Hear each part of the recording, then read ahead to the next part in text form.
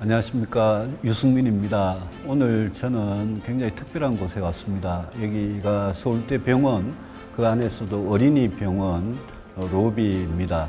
이 의료 위기 상황이 비상한 그런 상황이면 국민 여러분들께서 너무 잘 아실 건데요.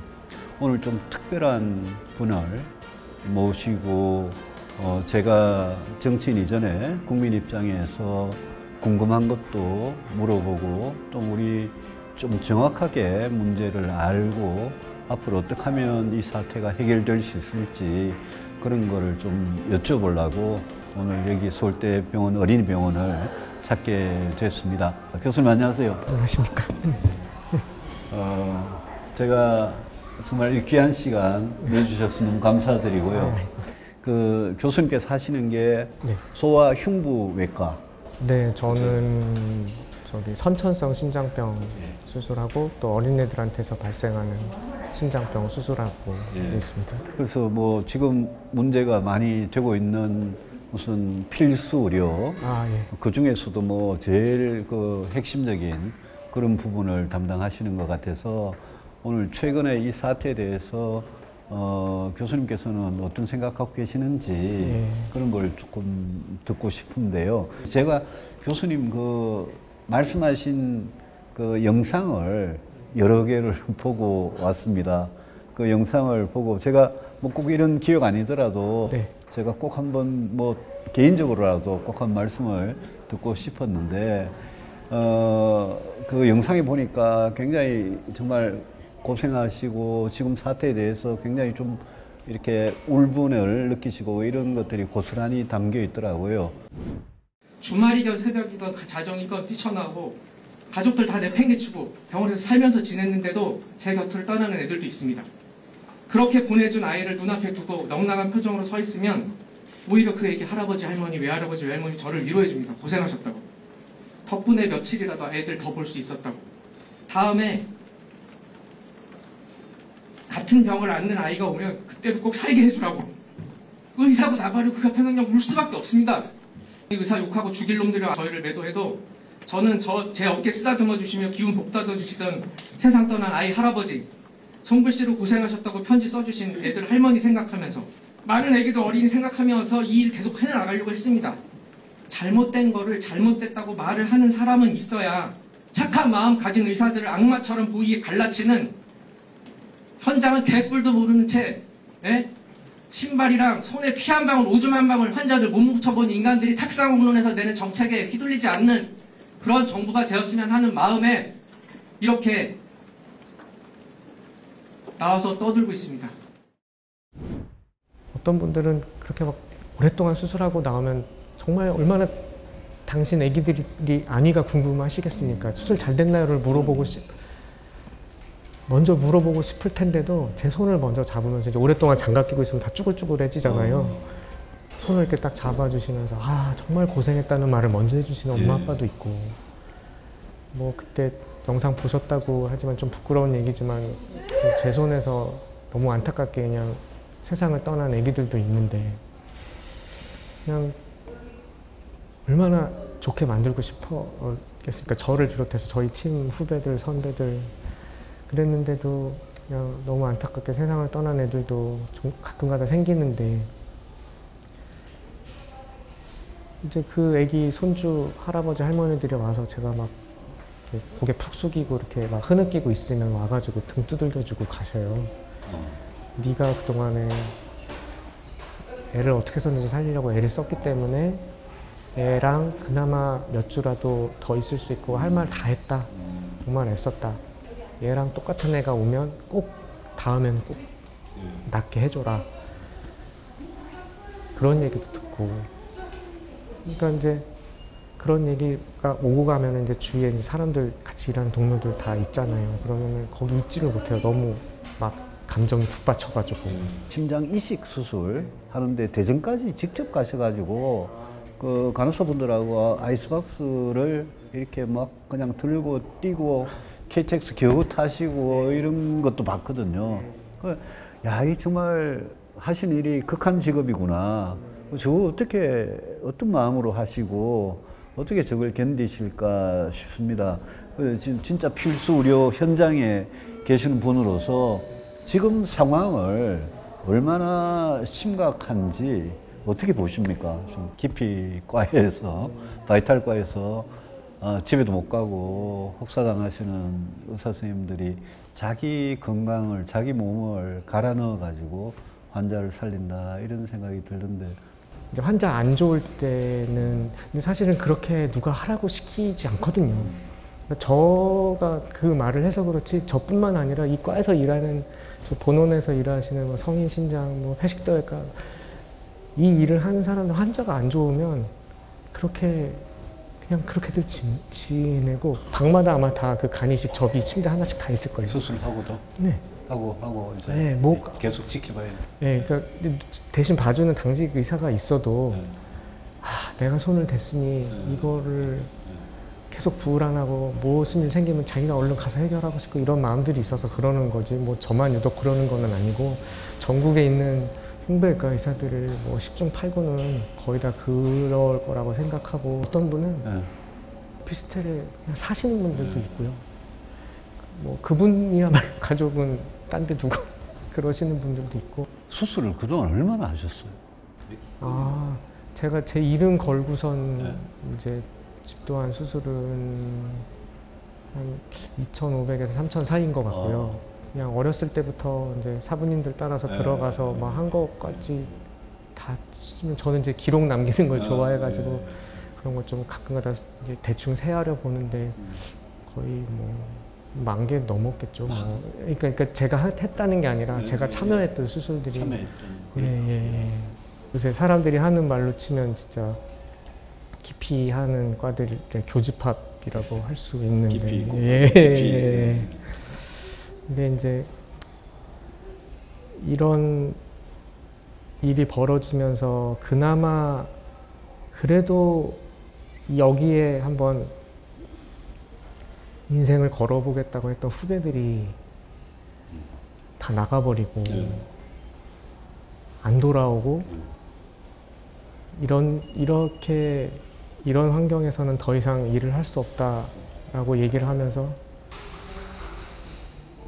정말 그만둘 생각을 하고 있는 후배들이 있다는 거를 이제 점점 느끼게 되니까 뭐 저가 지원할 때도 여전히 지원하는 사람이 많지 않아서 뭐 지금 한참 말들이 많은 뭐 전문 간호사분들 뭐 이런 분들이랑 저희는 상당히 오래전부터 일을 해왔거든요. 그분들이 없으면 이제 과가 잘 돌아가질 않으니까. 근데 그런 과였는데 지금은 이제 그나마 이제 그런 후배들마저도 다 떠나가고 있고 이제 더 이상 못할 것 같은데요 라고 얘기를 종종 전화하거든요.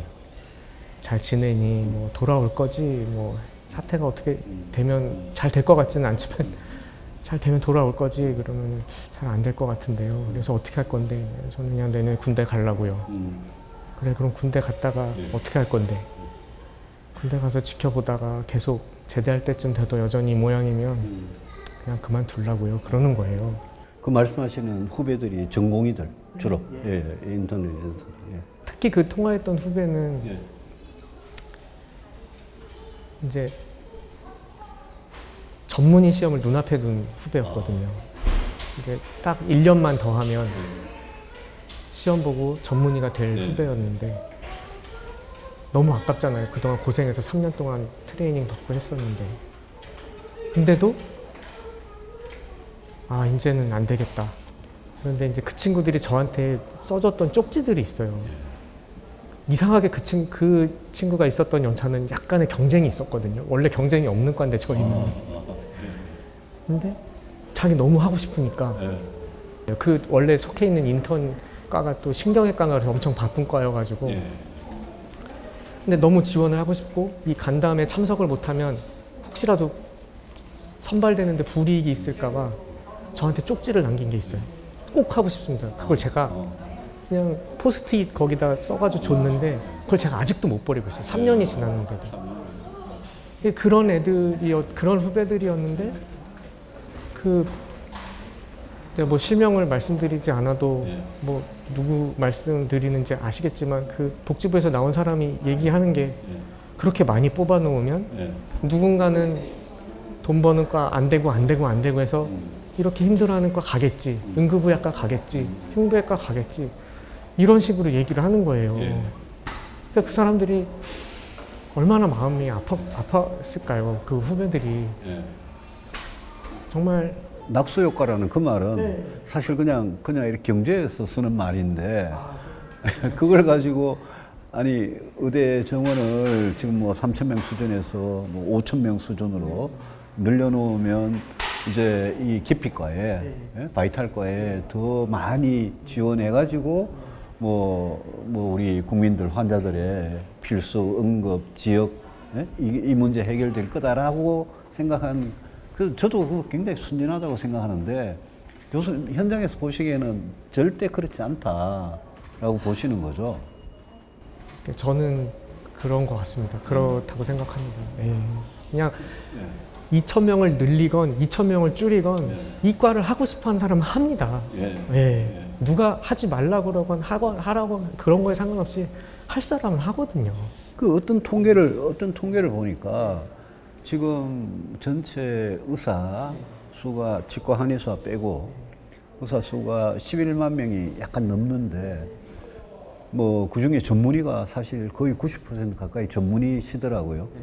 근데 그 아까 그 외과, 산부인과, 소아과, 흉부외과 이런 소위 말하는 바이탈과 전문인데 그 전공을 했는데 그 전공에서 지금 일하지 않고 다른 분야에서 일하시는 의사가 뭐 40%가 가까이 된다니까 그분들만 사실 자기 전공으로 돌아와도 이 필수 그게 많이 의료가 많이 늘 거 아니에요? 시민들, 국민들이 생각할 때 아, 우리나라 의료는 정말 싼 값에 접근성도 너무 좋고 그냥 심지어는 의사들을 좀 지지하는 쪽에 말씀하시는 분들조차 그런 의료를 왜 망쳐놓느냐라면서 지지를 하시는데 싸고 좋은 게 어디 있겠습니까? 싸고 좋은 게 어디 있겠습니까?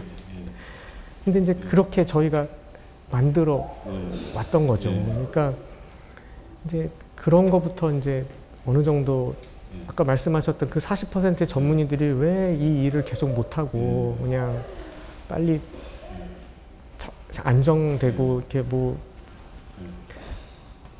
돈을 벌 수 있고 평화롭게 지낼 수 있는 걸 왜 갔냐를 생각해보면 이런 힘든 일을 하면서 받는 대가가 그만큼 너무 형편없이 이게 낮았다는 것도 되게 큰 문제여서 이제 사람 수를 늘린다고 그게 과연 해결이 될까? 근데 이제 그거를 먼저 얘기를 하고 순서가 뭔가 많이 잘못됐다는 생각이 지금 계속 들고 그 얘기를 많이 하는데도 저희가 이제 말씀하셨지만 뭐 힘들게 지낸다 이런 얘기를 들었지만 사실은 그래도 나는 내가 심장수술해서 환자 아기들 살리는 사람이니까 그 자부심으로 지내는 것 때문에 그런 것들 다 난 몰라 그냥 내 환자 살리면 그것만큼 소중한 게 어딨어 라고 얘기를 해오면서 살았지만 사실은 안으로 너무 골마 있었던 거를 그냥 이제 팍 터진 거니까 그게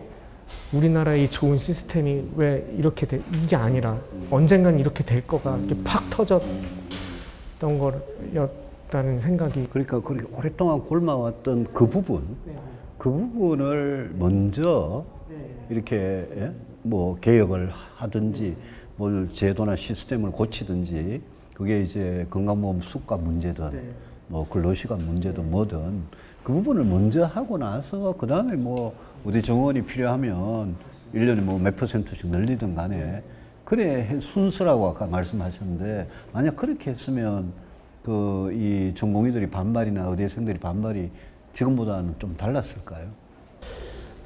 지금 나가 있는 의대생들이나 전공의들이 요구하는 그런 안들이 그런 걸 담고 있다고 생각합니다. 후배들 떠난 지 지금 6개월, 반년 이상 지났잖아요. 요즘도 그 후배들하고 연락은 하세요? 그렇죠. 그 친구들 지금 다 사직서 수리되고 나서 실직 상태인 거고. 어떻게? 그러니까 어떤 친구들은 뭐 유통업체 배달하는 친구도 있고 대리운전하는 친구들도 있고 또 뭐 과외 아르바이트 하는 친구도 있고 뭐 우리나라에선 더 이상 못 해먹겠다 그래가지고 미국 의사 공부하는 친구도 있고 일본 의사 공부 하는 친구들도 있고 어떤 친구들은 뭐 비록 신부는 이제 전공의가 더 이상 아니지만 나는 내 길은 여전히 여기 있어라고 생각하고 학회 등록해가지고 학회 들어오는 친구들도 있고 또 어쩔 수 없이 또 먹고는 살아야 되니까 또 다들 성인이잖아요. 또 부모님들한테 또 손 벌려가지고 그럴 수는 없잖아요. 응급실 상황, 저도 뭐 서울대 응급실, 병원의 응급실, 응급실 상황이 진짜 어떤가요? 여기서도 응급의학과 선생님들이 너무 힘들어가지고 원래 보던 거에 한 반 이하를 딱 정해놓고 그 이상 환자분들은 사정이 이러하니 딴 데를 얼른 가시든가 그래도 여기서 받고 싶으면 좀 기다리시라 이렇게 설명을 하고 있다고 제가 들었습니다. 그래서 응급실의 뭐랄까요, 진짜 비상한 응급 상황, 이 위기 상황, 이게 전공의들이 빠지니까 전문의들은 그럼 더 힘들고, 그래서 전문의들도 이제 약간 뭐라고 번아웃 돼가지고 자꾸 이제 막 체력도 안 되고 그런 지금 상황이라고 봐야 됩니까? 체력이 안 되면 판단력이 흐려지는 거는 그리고 뭔가 더 해야 할 게 있는데도 몸이 안 따라가요. 그거는 뭐 누구보다도 제가 잘 알아요. 진짜 그래요. 아침 8시에 시작한 수술이 새벽 2시까지 12시간 지나고 16시간 막 이렇게 될 때도 있거든요. 그러면은 정말 후배한테 잠깐만 있어, 나 물 좀 마시고 올게. 이렇게라도 안 하면은 막 정신이 혼미해지고 몸이 힘드니까. 그러니까 뭐 응급실도 똑같으시겠죠. 이게 뭐 정신이 혼미해지고 또 그 와중에 또 나와서 난동 부리는 사람들 있고 막 이러면 뭐 더 응급실 가봐라 잘 돌아간다 이게 안 와본 거죠. 줄을 안 서본 거죠. 네, 이게 뭐 뭘 보고 제대로 돌아간다고 하는지 제가 알 수가 없어요. 이 상태로 지금 이 상태로 계속 가면 전공의들 안 돌아오고 의대생들도 휴학해서 안 돌아오고 지금 이대로 가면 어떻게 됩니까? 병원의 의사, 교수 스님들은 언제까지 이렇게 버틸 수 있습니까? 제가 그냥 여기 남아서 환자를 보고 그러는 거는 당연히 아픈 사람이 있으니까 옆에서 치료를 할 수 있는 걸 배웠으니까 이제 하는 게 1순위이지만 언젠가는 저랑 같이 다시 이 일을 할, 지금 눈에 딱 보이거든요. 그 친구들 얼굴이 이렇게 몇 명 없어요. 소아흉배과 하고 싶어 하는 사람 몇 명 없으니까. 그러니까 이제 출산율도 낮아지고 그럼에도 여러 가지 어려운 상황임에도 불구하고 이거를 난 이거야 하는 후배들이 있거든요. 그러니까 근데 그런 모든 거를 알면서도 난 이거야 라고 하는 후배들이 정말 드물게 있어요. 올해 정말 운이 좋게 2명이 들어왔고 또 내년에 1명, 후년에 1명 있을 것 같은데 그 후배들이 올까봐 왔는데 여기 아무도 없으면 안 되잖아요. 그 친구들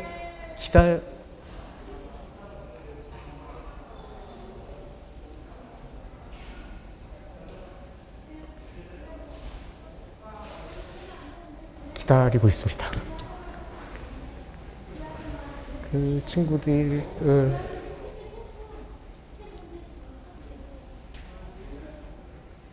제가 좀 병이 많아가지고 이 일을 얼마나 오래 할 수 있을지 모르겠어요. 아까 이게 허리도 안 좋고 목도 안 좋고 노안도 빨리 오고 그래가지고 제가 없어져도 그 친구들이 이 아픈 애기들을 위해서 할 각오가 되는 애들이거든요.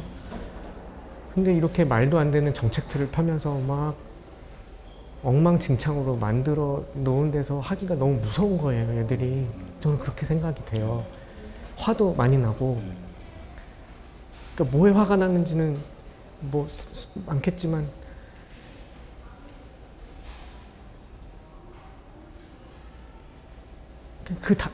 그 그 다음에는 이제 제가 할 일은 아닌 거죠. 저는 이제 나이 먹고 손 떨리고 눈 안 보이는데 수술하면 안 되죠. 저는 그만둬야죠. 환자들을 위해서. 우리가 다 끝나고 늙어 없어지더라도 그런 애기들을 위해서 누군가는 계속 해야 되는데. 아니 근데 필수 의료를 살린다는 게 이 처음에 의료개혁이 필수 의료 살린다고 시작했잖아요.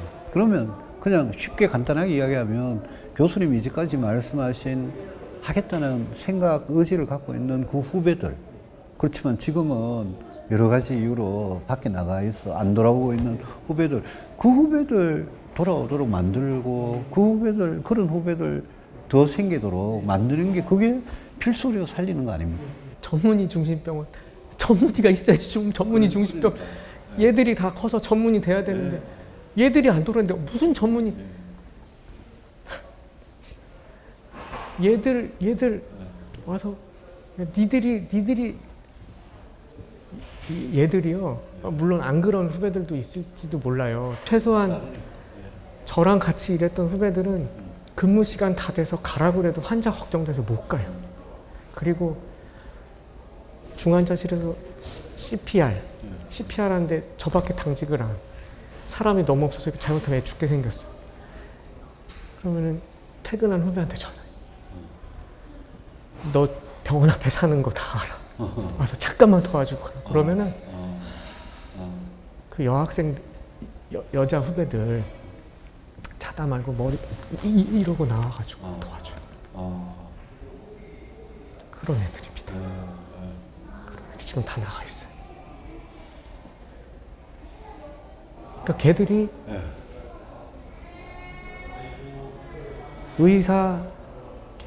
걔들 사람들이 어떻게 의사가 환자 곁을 떠나?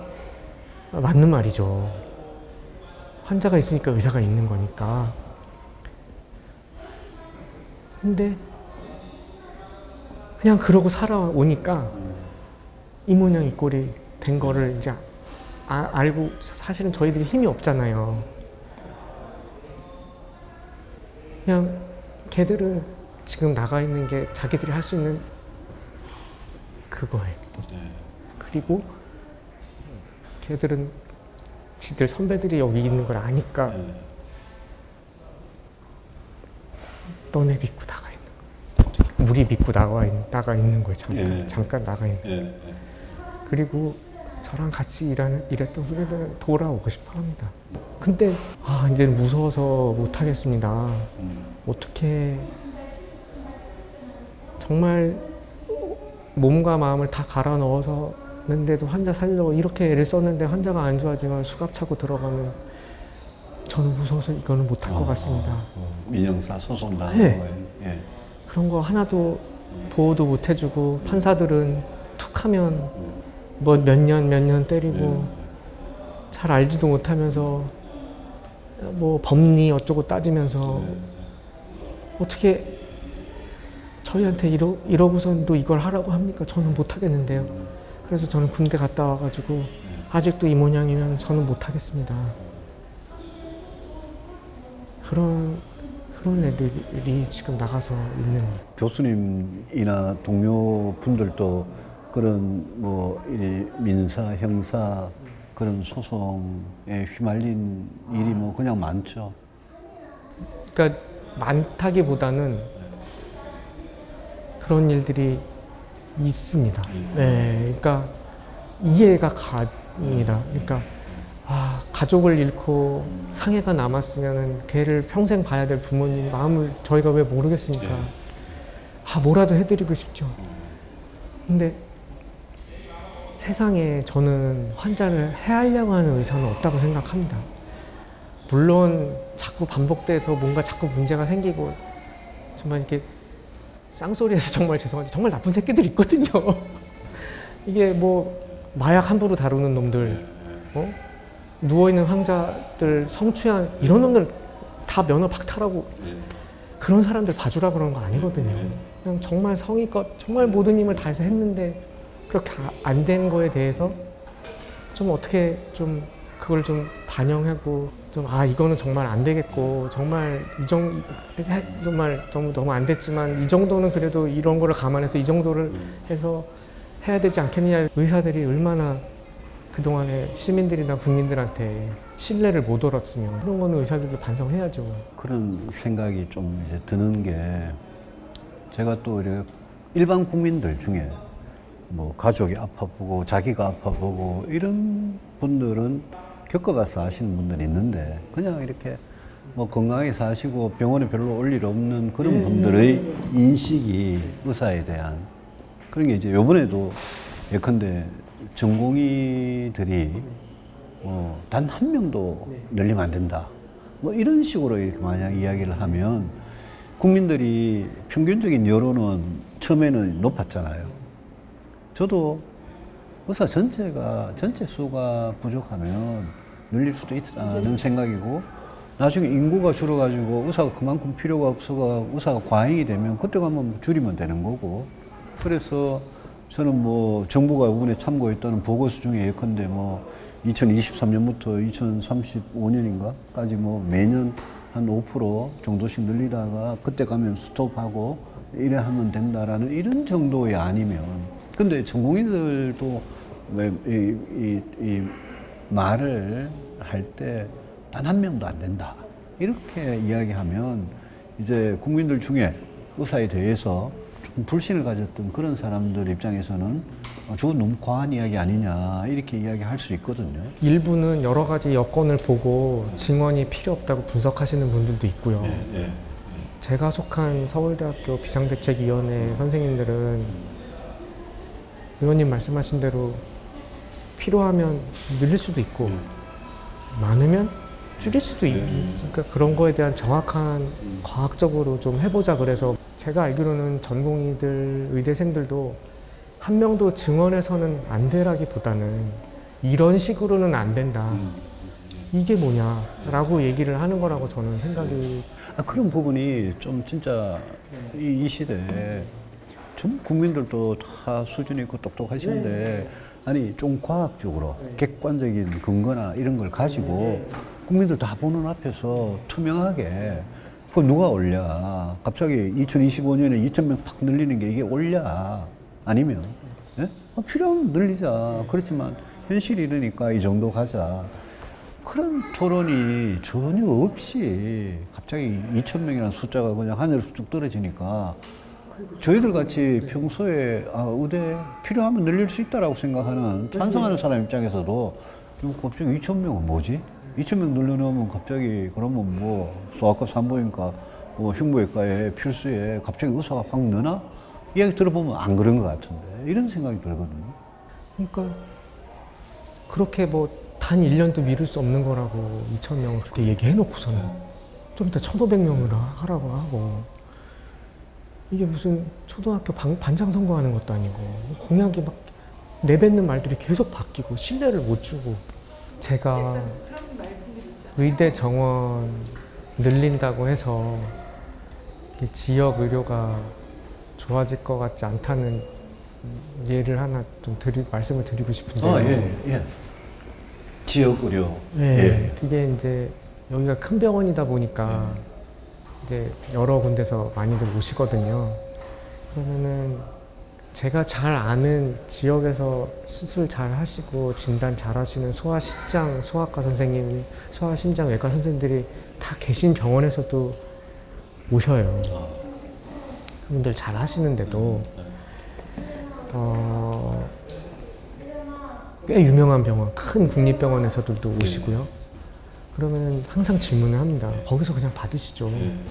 여기까지 안 오셔도 되는데 학교에서 그런 분들 만나면 되게 공부도 많이 하시고 연구도 많이 하시고 결과들도 다 좋으니 그냥 그쪽에서 하시죠. 이런 말씀 꼭 드리거든요.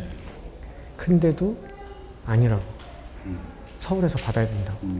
이렇게 생각을 하고 계세요. 암만 의사수를 늘려가지고 그런 데를 보내봤자 그런 마음을 가진 그런 분들이 오시겠냐는 거죠. 그럼 저는 매번 외래 때마다 그걸 느껴요. 그런 분들이 거의 격주로 그런 분들이 꼬박꼬박 올라오시니까요. 저도 지방 출시라서 지방에 있는 국립대 병원이 옛날에는 다들 좀 수준도 좋고 훌륭한 학생들도 똑똑한 학생 가고 뭐 지금도 뭐 의대는 워낙 뭐 똑똑한 학생들이 가지만 근데 그 환자들이 자꾸 서울대병원에 오고 서울의 큰 상급종합병원에만 올라 그러고 지방의 국립병원이나 지방의 큰 병원들을 뭐라 그럴까 외면한다 그러고 그러면 이게 악순환이 돼가지고 거기 계시는 교수님들도 거기서 뭐 계속 뭐 일할 의욕이 별로 안 날 거 아니에요. 그 부분을 우리나라는 좀 심한 것 같아요. 미국이나 일본이나 독일이나 이런 나라는 그렇게 막 지역 간의 의료기관의 어떤 뭐 이렇게 뭐랄까 차이, 격차라 그럴까 이런 게 그렇지 않은데 우리는 갈수록 심해져서 그것도 진짜 문제예요. 지방 의료 중에서도 부산이나 대구나 광주나 뭐 이런 대도시는 또 약간 형편이 나은데 진짜 인구가 격감해가지고 뭐 군에 가면 뭐 2, 3만 명 그것도 어르신들 2, 3만 명밖에 안 사는 이런 농촌은 의료에 대한 접근이라는 게 그건 진짜 힘들거든요. 그런 부분은 뭐 그게 진짜 국가가 공공적인 차원에서 뭔가 책임지는 그런 쪽으로 갈 수밖에 없는 거 아닌가 싶고 이게 좀 한번 교수님께서 진짜 이번 사태를 이렇게 6개월 이상 겪으면서 좀 의사로서 필수 분야의 의사로서 국민들께서 좀 정확히 이런 부분을 정확히 알아주셨으면 좋겠다. 좀 이런 거는 시시비비를 좀 가려서 봐줬으면 좋겠다. 라는 거하고 이 사태 이대로 가면 뭐 제 상식으로는 큰일 날 것 같은데 좀 정부가 최소한 이렇게는 해야 우리 후배들이 돌아와서 같이 환자 생명 살릴 수 있다. 좀 그런 말씀 좀 듣고 싶은데요. 제가 봐도 정부가 진짜 답답하거든요. 정치권도 답답하고. 그래서 정부나 국회나 특히 대통령, 이거는 어떻게 보면 뭐 법을 만드는 것도 아니고 대통령 지금 의지로 막 하고 있는 거 아닙니까? 대통령께서 어떻게 지금 이 사태를 해결을 해 주셨으면 좋겠다. 그 말씀을 좀 편하게 해 주시면 좋겠습니다. 저희들이 얘기하는 여러 가지 주장들이 그냥 오로지 그냥 보통 우리가 생각하는 것처럼 밥그릇 싸움만은 아니라는 거를 좀 알아주셨으면 좋겠고, 물론 뭐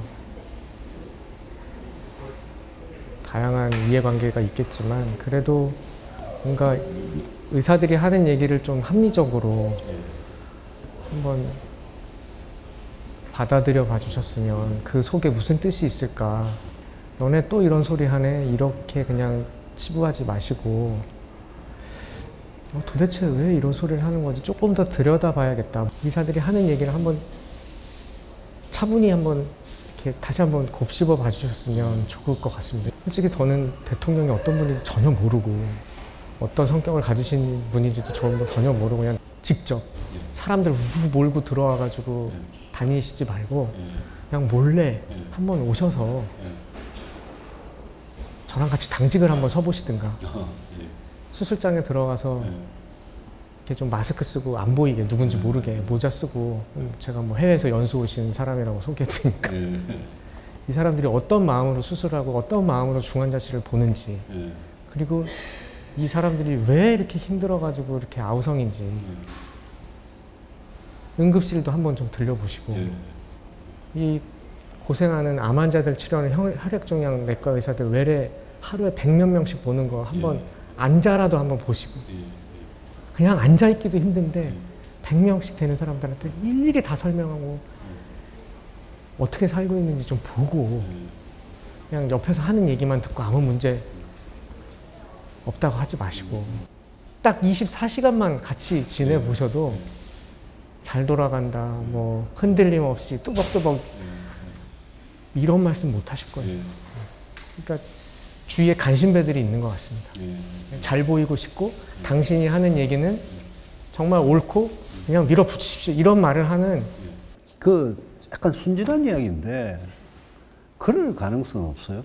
윤 대통령이 하도 2,000명 가지고 고집을 부리니까 전공의 분들이 눈 딱 감고 그냥 돌아올 생각은 없습니까? 이 상태에서요? 이 상태에서. 아, 예. 그 친구들은 안 돌아온다. 예, 그 친구들이야말로 이 상태에서는 절대 안 돌아올 것 같습니다. 국민 입장에서 대통령하고 전공의하고 이렇게 대립을 하고 있으면 대통령한테 막 저도 뭐 이야기를 여러 번 했고 막 많은 사람들이 이야기한단 말입니다. 이게 잘못됐다. 이런 이야기를 아무리 해도 저분이 뭐 그냥 고집불통에 오기에 독선에 안 바뀐다. 그러면 이제 국민들 입장에서는 아니 저 사람은 말 안 들으니까 제발 의사 선생님들이라도 좀 병원을 좀 정상화해달라. 국민 입장에서 그런 마음이 들 수도 있을 것 같거든요.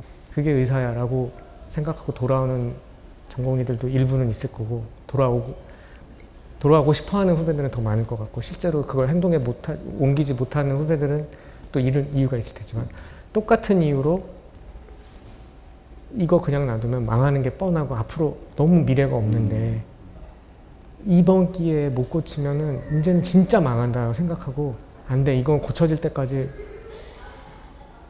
지금 당장의 환자도 너무 중요하지만 앞으로의 수많은 환자들이 살아갈 의료 시스템이 지금 안 바뀌면은 저희가 또 언제 이런 걸 하겠습니까? 라고 생각하고 똑같은 이유로 안 돌아올 수도 있을 것 같아요. 저도 정치하는 사람이지만 그 대통령 장차관 말고 정치하는 사람들에 대해서는 뭐 왜 이것도 해결 못하냐, 뭐 하냐, 국회는 여당 야당은 뭐 하냐 이런 생각은 해보신 적 없습니까? 일단 별로 관심이 없으신 것 같아요. 여기에는 별로 관심이 없고 그냥 서로 싸우는데 다른 걸로 싸우더라. 뉴스도 별로 안 나왔었잖아요. 이번에 추석 다가오니까 이제서야 조금 그동안 좀 잠잠했었죠. 그러니까 뭐가 중요한지 잘 모르시는 것 같아요. 그러니까 좀 말씀을 계속 내주셨으면 좋겠습니다. 오늘 고맙습니다. 제가 뭐 저는 뭐 여러 가지 말씀 편하게 하시라고 제 생각이나 제 말씀을 최대한 줄이려고 그랬는데 근데 그러신 것 같습니다.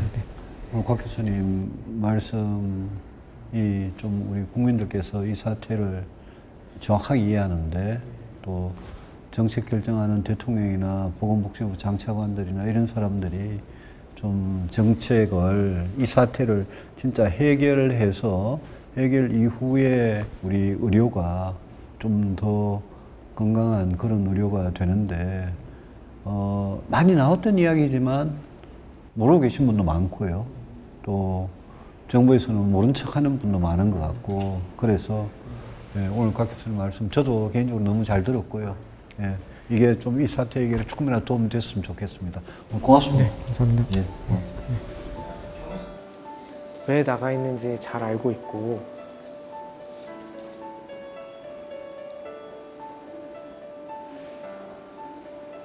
환자 곁을 떠나 있다는 걸 잘했다고 칭찬할 수는 없고 부추길 수는 없지만 후배님들이 돌아오고 환자 옆에 있고 싶어하는 마음도 잘 알고 있어서 같이 환자 볼 수 있을 때까지 버티겠다.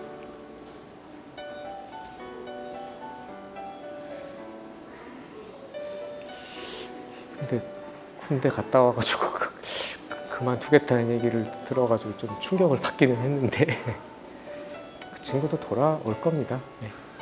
꽤 많은 의사들이 환자 옆에 있고 싶어하고 옆에 있고 떠난 사람도 환자를 안 보고 싶어서 떠난 게 아니고 더 잘 보고 싶고 무슨 말을 할지 모르겠습니다. 제가 사실은 막 논리적이지도 못하고 지식도 얕고 그래서 뭐 그럴 재주는 없고요. 그냥 미워하지 말아주세요.